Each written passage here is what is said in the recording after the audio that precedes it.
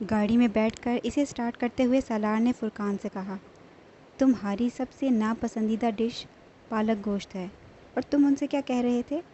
فرقان نے کہکا لگایا، کہنے میں کیا حرج ہے، ویسے ہو سکتا ہے وہ واقعی میں اتنا اچھا پکائیں کہ میں کھانے پر مجبور ہو جاؤں۔ تم جاؤ گی ان کے گھر؟ سالار گاڑی میں مین روڈ پر لاتے ہوئے حیران ہوا۔ بالکل جاؤں گا، وعدہ کیا ہے میں نے، اور تم نے؟ میں تو نہیں جاؤں گا، سالار نے انکار کیا۔ جان نہ پہچان منہ اٹھا کے ان کے گھر کھانا کھانے پہنچ جاؤں؟ ڈاکٹر سبت علی صاحب کے فرسٹ کزن ہیں وہ، اور مجھ سے زیادہ تو تمہاری جان پہچان ہے ان کے ساتھ، فرقان نے کہا۔ وہ اور معاملہ تھا، انہیں مدد کی ضرورت تھی، میں نے کر دی، اور بس اتنا کافی ہے۔ ان کے بیٹے یہاں ہوتے تو اور بات تھی، لیکن اس طرح اکیلی عورتوں کے گھر تو میں کبھی نہیں جاؤں گا۔ سالار سنجیدہ تھا۔ میں کون سا اکیلا جانے والا ہوں یار، بیوی بچوں کو ساتھ لے کر جاؤں گا۔ جانتا ہوں میرا اکیلا ان کے ہاں جانا مناسب نہیں ہے، نوشین بھی ان سے مل کر خوش ہو جائے گی۔ ہاں، بھابھی کے ساتھ چلے جانا، کوئی حرج نہیں ہے۔ سالار مطمئن ہوا۔ میں جاؤں؟ تم کو بھی تو ساتھ چلنا ہے، انہوں نے تمہیں بھی دعوت دی ہے۔ میں تو نہیں جاؤں گا، میرے پاس اتنا وقت نہیں ہے۔ تم ہو آنا کافی ہے، سالار نے لاپرواہی سے کہا۔ تم ان کے خاص مہمان ہو، تمہارے بغیر تو وہ سب کچھ پھیکا رہے گا۔ سالار کو اس کا لہجہ کچھ عجیب سا لگا۔ اس نے گردن موڑ کر فرقان کو دیکھا۔ وہ مسکرا رہا تھا۔ کیا مطلب؟ میرا خیال ہے انہیں تم داماد کے طور پر پسند آ گئے ہو۔ فضول باتیں مت کرو، سالار نے اسے ناراضگی سے دیکھا۔ اچھا، دیکھ لینا، پروپوزل آئے گا تمہارا اس گھر سے۔ سیدہ اماں کو تم ہر طرح سے اچھے لگے ہو، ہر بات پوچھی ہے انہوں نے مجھ سے تمہارے بارے میں، اور یہ بھی کہ تمہارا شادی کا کوئی ارادہ ہے کہ نہیں، اور ہے تو کب تک کرنے کا ارادہ ہے۔ میں نے کہا کہ جیسے ہی کوئی اچھا پروپوزل ملا وہ فوراً کر لے گا۔ پھر وہ اپنی بیٹی کے بارے میں بتانے لگی۔ اب جتنی تعریفیں وہ اپنی بیٹی کی کر رہی تھی، اگر ہم اس میں سے 50% بھی سچ سمجھ لیں تو بھی، وہ لڑکی کیا نام لے رہی تھی؟ ہاں، آمنہ، تمہارے لیے بہترین ہوگی۔ شرم آنی چاہیے تمہیں، ڈاکٹر سبت علی صاحب کی رشتہ دار ہیں وہ، اور تم ان کے بارے میں فضول باتیں کر رہے ہو۔ سالار نے اسے جھڑکا۔ فرقان سنجیدہ ہو گیا۔ میں کوئی غلط بات نہیں کر رہا ہوں، تمہارے لیے تو یہ اعزاز کی بات ہونی چاہیے کہ تمہاری شادی ڈاکٹر سبت علی صاحب کے خاندان میں ہوگی۔ جسٹ اسٹاپ اٹ فرقان، یہ مسئلہ کافی ڈسکس ہو گیا، اب ختم کرو، سالار نے سنجیدگی سے کہا۔ چلو ٹھیک ہے، ختم کرتے ہیں، پھر کبھی بات کریں گے، فرقان نے اطمینان سے کہا۔ سالار نے گردن موڑ کر چبھتی ہوئی نظروں سے اسے دیکھا۔ ڈرائیونگ کر رہے ہو، سڑک پر دھیان رکھو۔ فرقان نے اس کا کندھا تھپ تھپایا۔ سالار کچھ ناراضگی کے عالم میں سڑک کی طرف متوجہ ہو گیا۔ سیدہ اماں کے ساتھ ان کا رابطہ وہیں ختم نہیں ہوا۔ کچھ دنوں کے بعد وہ ایک شام ڈاکٹر سبت علی کے ہاں تھے، جب انہوں نے اپنا لیکچر کے بعد ان دونوں کو روک لیا۔ سیدہ آپا آپ لوگوں سے ملنا چاہتی ہیں، مجھ سے کہہ رہی تھی کہ میں آپ لوگوں کے ہاں انہیں لے کر جاؤں۔ میں نے ان کو بتایا کہ شام کو وہ لوگ میری طرف آ رہے ہیں، آپ یہیں مل لیں۔ آپ لوگوں نے شاید کوئی وعدہ کیا تھا ان کے ہاں جانے کا۔ مگر گئے نہیں۔ فرقان نے معنی خیز نظروں سے سالار کو دیکھا۔ وہ نظریں چرا گیا۔ نہیں، ہم لوگ سوچ رہے تھے مگر کچھ مصروفیت تھی، اس لیے نہیں جا پائے، فرقان نے جواباً کہا۔ وہ دونوں ڈاکٹر صبت علی کے ساتھ ان کے ڈرائنگ روم میں چلے آئے، جہاں کچھ دیر بعد سیدہ اماں بھی آ گئیں، اور آتے ہی ان کی شکایات اور ناراضگی کا سلسلہ شروع ہو گیا۔ فرقان انہیں مطمئن کرنے میں مصروف رہا، جبکہ سالار خاموشی سے بیٹھا رہا۔ اگلے ویکینڈ پر فرقان نے سالار کو سیدہ اماں کی طرف جانے کے پروگرام کے بارے میں بتایا۔ سالار کو اسلام آباد اور پھر وہاں سے گاؤں جانا تھا، اس لیے اس نے اپنی مصروفیت کا بتا کر سیدہ اماں سے معذرت کر لی۔ ویکینڈ گزرنے کے بعد لاہور واپسی پر فرقان نے اسے سیدہ اماں کے ہاں گزارے جانے والے وقت کے بارے میں بتایا۔ وہ اپنی فیملی کے ساتھ وہاں گیا تھا۔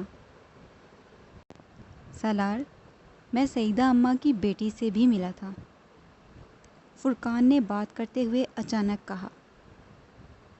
بہت اچھی لڑکی ہے، سیدہ اماں کے برعکس خاصی خاموش طبع ہے، بالکل تمہاری طرح۔ تم دونوں کی بہت اچھی گزرے گی۔ نوشین کو بھی بہت اچھی لگی ہے وہ۔ فرقان، تم صرف دعوت تک ہی رہو تو بہتر ہے، سالار نے اسے ٹوکا۔ میں بہت سیریس ہوں سالار، فرقان نے کہا۔ میں بھی سیریس ہوں، سالار نے اسی انداز میں کہا۔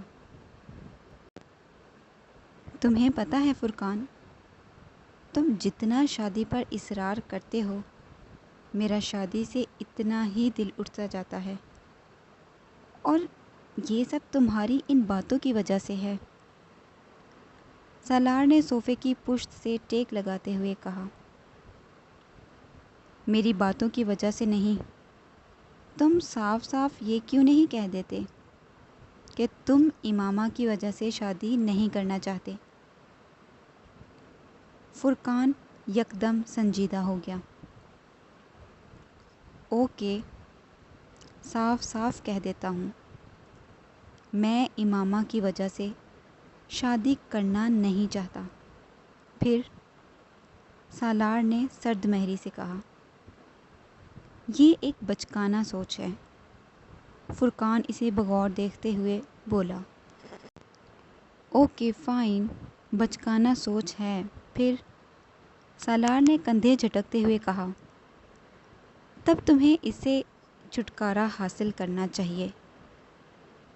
دین you should get rid of it, Furqan نے نرمی سے کہا۔ میں اس سے چھٹکارا نہیں کرنا چاہتا، پھر I don't want to get rid of it, so, Salar نے ترکی بہ ترکی کہا۔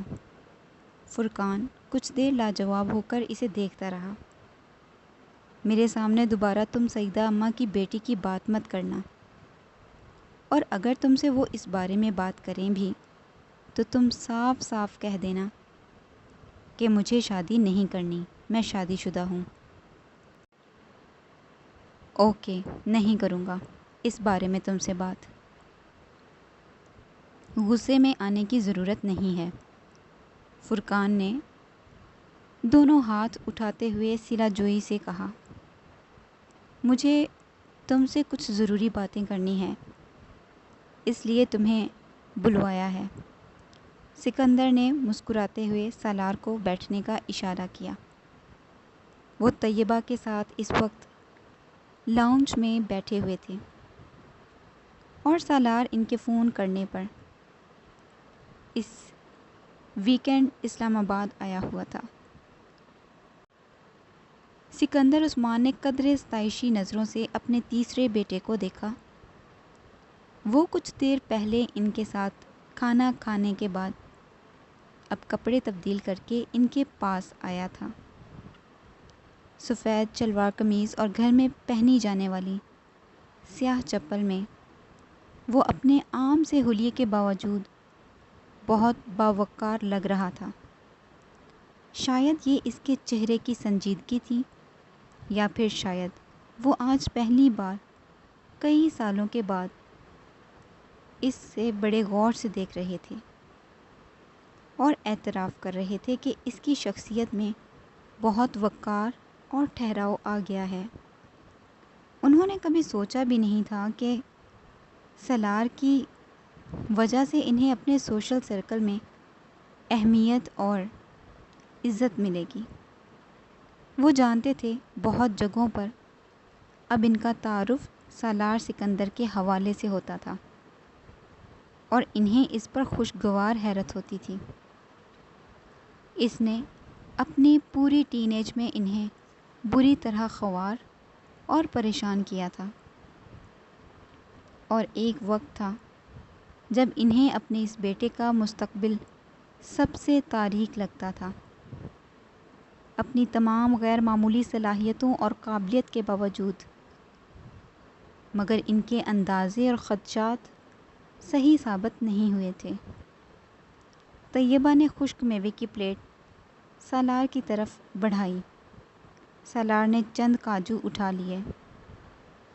میں تمہاری شادی کے بارے میں بات کرنا چاہتا ہوں۔ کاجو منہ میں ڈالتے ہوئے وہ یکدم رک گیا۔ اس کے چہرے کی مسکراہٹ غائب ہو گئی۔ سکندر عثمان اور طیبہ بہت خوشگوار موڈ میں تھے۔ اب تمہیں شادی کر ہی لینی چاہیے سالار، سکندر نے کہا۔ سالار نے غیر محسوس انداز میں ہاتھ میں پکڑے ہوئے کاجو دوبارہ خشک میوے کی پلیٹ میں رکھ دیے۔ میں اور طیبہ تو حیران ہو رہے تھے کہ اتنے رشتے تو تمہارے بھائیوں میں سے کسی کے نہیں آئے جتنے تمہارے لیے آ رہے ہیں، سکندر نے بڑے شگفتہ انداز میں کہا۔ میں نے سوچا کچھ بات کریں تم سے۔ وہ چپ چاپ انہیں دیکھتا رہا۔ زاہد ہمدانی صاحب کو جانتے ہو؟ عثمان سکندر نے ایک بڑی ملٹی نیشنل کمپنی کے ہیڈ کا نام لیا۔ جی، ان کی بیٹی میری کولیگ ہے، رمشا نام ہے شاید۔ جی، کیسی لڑکی ہے؟ وہ سکندر عثمان کے چہرے کو غور سے دیکھنے لگا۔ ان کا سوال بہت واضح تھا۔ اچھی ہے، اس نے چند لمحوں کے بعد کہا۔ تمہیں پسند ہے؟ کس لحاظ سے؟ میں رمشا کے پرپوزل کی بات کر رہا ہوں، سکندر عثمان نے سنجیدہ ہوتے ہوئے کہا۔ زاہد پچھلے کئی ہفتے سے مجھ سے اس سلسلے میں بات کر رہا ہے۔ اپنی وائف کے ساتھ ایک دو بار وہ ہماری طرف بھی آیا ہے۔ ہم لوگ بھی ان کی طرف گئے تھے۔ پچھلے ویکینڈ رمشا سے بھی ملے ہیں۔ مجھے اور طیبہ کو تو بہت اچھی لگی ہے، بہت ویل بیہیوڈ ہے، اور تمہارے ساتھ بھی اس کی اچھی خاصی دوستی ہے۔ ان لوگوں کی خواہش ہے، بلکہ اصرار ہے کہ تمہارے ذریعے دونوں فیملیز میں کوئی رشتہ داری بن جائے۔ پاپا، میری رمشا کے ساتھ کوئی دوستی نہیں ہے، سالار نے مدھم اور ٹھہرے ہوئے انداز میں کہا۔ وہ میری کولیگ ہے، جان پہچان ہے، اور اس میں کوئی شک نہیں کہ وہ بہت اچھی لڑکی ہے، مگر میں اسے شادی نہیں کرنا چاہتا۔ تم کہیں اور انٹرسٹڈ ہو؟ سکندر نے اس سے پوچھا۔ وہ خاموش رہا۔ سکندر اور طیبہ کے درمیان نظروں کا تبادلہ ہوا۔ اگر تمہاری کہیں اور دلچسپی ہے تو ہمیں کوئی اعتراض نہیں، بلکہ ہمیں خوشی ہوگی وہاں تمہاری شادی کی بات کرتے ہوئے، اور یقیناً ہم تم پر بھی کوئی دباؤ نہیں ڈالیں گے۔ اس سلسلے میں سکندر نے نرمی سے کہا، میں بہت عرصہ پہلے شادی کر چکا ہوں۔ ایک لمبی خاموشی کے بعد اس نے اسی طرح سر جھکائے ہوئے مدھم لہجے میں کہا۔ سکندر کو کوئی دشواری نہیں ہوئی یہ سمجھنے میں کہ اس کا اشارہ کس طرف تھا۔ ان کے چہرے پر یکدم سنجیدگی آ گئی۔ امامہ کی بات کر رہے ہو؟ وہ خاموش رہا۔ سکندر بہت دیر تک بے یقینی سے اسے دیکھتے رہے۔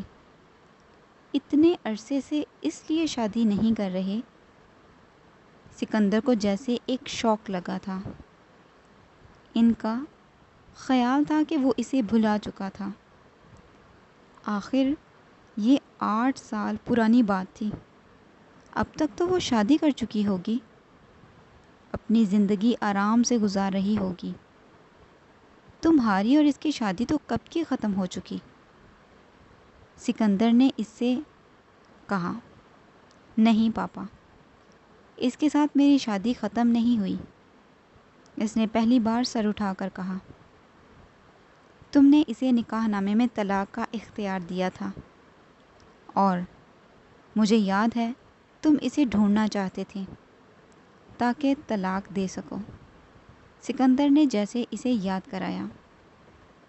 میں نے اسے ڈھونڈا تھا مگر وہ مجھے نہیں ملی، اور وہ یہ بات نہیں جانتی کہ اس کے پاس طلاق کا اختیار ہے۔ وہ جہاں بھی ہوگی ابھی بھی میری ہی بیوی ہوگی۔ سالار 8 سال گزر چکے ہیں، 1-2 سال کی بات تو نہیں ہے۔ ہو سکتا ہے وہ یہ جان گئی ہو کہ طلاق کا اختیار اس کے پاس ہے۔ یہ ممکن نہیں ہے کہ وہ اب بھی تمہاری بیوی ہی ہو۔ سکندر نے قدرے مضبوط مضطرب ہو کر کہا۔ میرے علاوہ تو کوئی دوسرا اسے یہ بتا نہیں سکتا تھا، اور میں نے اسے اس حق کے بارے میں نہیں بتایا۔ جب تک وہ میرے نکاح میں ہے مجھے کہیں اور شادی نہیں کرنی۔ تمہارا کانٹیکٹ ہے اس کے ساتھ؟ سکندر نے بہت مدھم آواز میں کہا۔ نہیں، 8 سال سے اس سے تمہارا رابطہ نہیں ہوا۔ اگر ساری عمر نہ ہوا تب تم کیا کرو گے؟ وہ خاموش رہا۔ اس کے پاس اس سوال کا کوئی جواب نہیں تھا۔ سکندر عثمان کچھ دیر اس کے جواب کا انتظار کرتے رہے۔ تم نے مجھ سے کبھی یہ نہیں کہا کہ تم اس لڑکی کے ساتھ ایموشنلی انوالوڈ ہو۔ تم نے تو مجھے یہی بتایا تھا کہ تم نے صرف وقتی طور پر اس کی مدد کی تھی، وہ کسی اور لڑکے سے شادی کرنا چاہتی تھی، وغیرہ وغیرہ۔ سالار اس بار بھی خاموش رہا۔ سکندر عثمان چپ چاپ اسے دیکھتے رہے۔ وہ اپنے اس تیسرے بیٹے کو کبھی نہیں جان سکے تھے۔ اس کے دل میں کیا تھا وہ اس تک کبھی نہیں پہنچ سکے تھے۔ جس لڑکی کے لیے وہ 8 سال ضائع کر چکا تھا اور باقی کی زندگی ضائع کرنے کے لیے تیار تھا، اس کے ساتھ اس کے جذباتی تعلق کی شدت کیسی ہو سکتی تھی، یہ اب شاید اسے لفظوں میں بیان کرنے کی ضرورت نہیں تھی۔ کمرے میں خاموشی کا ایک لمبا وقفہ آیا، پھر سکندر عثمان اٹھ کر اپنے ڈریسنگ روم میں چلے گئے۔ ان کی واپسی چند منٹوں کے بعد ہوئی۔ صوفے پر بیٹھنے کے بعد انہوں نے سالار کی طرف ایک لفافہ بڑھا دیا۔ اس نے سوالیہ نظروں سے انہیں دیکھتے ہوئے وہ لفافہ پکڑ لیا۔ امامہ نے مجھ سے رابطہ کیا تھا۔ وہ سانس نہیں لے سکا۔ سکندر عثمان ایک بار پھر صوفے پر بیٹھ چکے تھے۔ یہ 5-6 سال پہلے کی بات ہے۔ وہ تم سے بات کرنا چاہتی تھی۔ فون ناصرہ نے اٹھایا تھا اور اس نے امامہ کی آواز پہچان لی تھی۔ تب تم پاکستان میں تھے۔ ناصرہ نے تمہاری بجائے مجھ سے اس کی بات کروائی۔ اس نے مجھ سے کہا کہ میں تم سے اس کی بات کرواؤں۔ میں نے اس سے کہا کہ تم مر چکے ہو۔ میں نہیں چاہتا تھا کہ وہ تم سے رابطہ کرے، اور جس مصیبت سے ہم چھٹکارا پا چکے ہیں اس میں دوبارہ پڑیں۔ مجھے یقین تھا کہ وہ میری بات پر یقین کر لے گی، کیونکہ تم کئی بار خودکشی کی کوشش کر چکے تھے۔ وہ وسیم کی بہن تھی، تمہارے بارے میں یہ بھی جانتی ہوگی۔ کم از کم ایک ایسی کوشش کی تو وہ خود گواہ تھی۔ میں اسے نکاح نامے میں موجود طلاق کے اختیار کے بارے میں نہیں بتا سکا، نہ ہی اس طلاق نامے کے بارے میں جو میں نے تمہاری طرف سے تیار کروایا تھا۔ تمہیں جب میں نے امریکہ بھجوایا تھا تو تم سے ایک سادہ کاغذ پر سائن کیے تھے۔ میں چاہتا تھا کہ مجھے ضرورت پڑے تو میں خود ہی طلاق نامہ تیار کروا لوں۔ یہ قانونی یا جائز تھا کہ نہیں اس کا پتہ نہیں، مگر میں نے اسے تیار کرا لیا تھا، اور میں امامہ کو اس کے بارے میں بتانا چاہتا تھا اور اسے تمام پیپرز بھی دینا چاہتا تھا، مگر اس نے فون بند کر دیا۔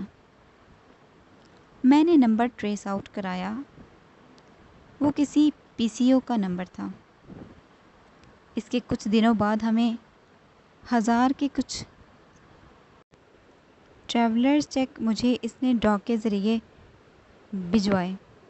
اس کے ساتھ ایک خط بھی تھا، شاید تم نے اسے کچھ رقم دی تھی، اس نے وہ واپس کی تھی۔ میں نے تمہیں اس لیے نہیں بتایا کیونکہ میں نہیں چاہتا تھا کہ تم دوبارہ اس معاملے میں انوالو ہو۔ میں امامہ کی فیملی سے خوف زدہ تھا۔ مجھے اندیشہ تھا کہ وہ تب بھی تمہاری طاق میں ہوں گے۔ میں چاہتا تھا تم اپنا کیریئر بناتے رہو۔ وہ لفافہ ہاتھ میں پکڑے رنگ بدلتے ہوئے چہرے کے ساتھ سکندر عثمان کو دیکھتا رہا۔ کسی نے بہت آہستگی کے ساتھ اس کے وجود سے جان نکال لی تھی۔ اس نے لفافے کو ٹیبل پر رکھ دیا۔ وہ نہیں چاہتا تھا کہ طیبہ اور سکندر اس کے ہاتھ کی کپکپاہٹ کو دیکھ سکیں۔ وہ دیکھ چکے تھے، مگر اس کے حواس چند لمحوں کے لیے بالکل کام کرنا چھوڑ گئے تھے۔ اپنے سامنے پڑی ٹیبل پر رکھے اس لفافے پر ہاتھ رکھے وہ کچھ دیر اسے دیکھتا رہا، پھر اسے ٹیبل پر رکھے اس نے اس کے اندر موجود کاغذ کو نکال لیا۔